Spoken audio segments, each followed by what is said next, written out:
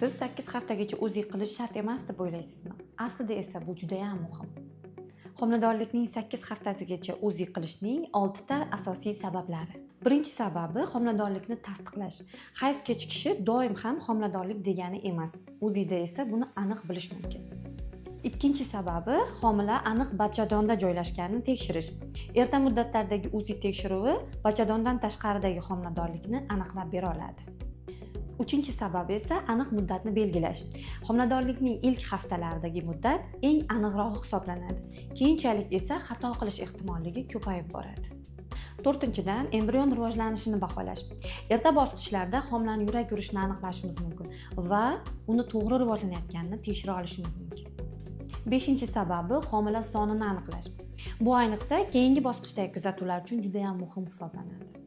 Oltinchi sababi va eng muhimlaridan biri bolangiz bilan birinchi uchrashuv. Bu juda ham ajoyib lahzalarga boy bo'ladi.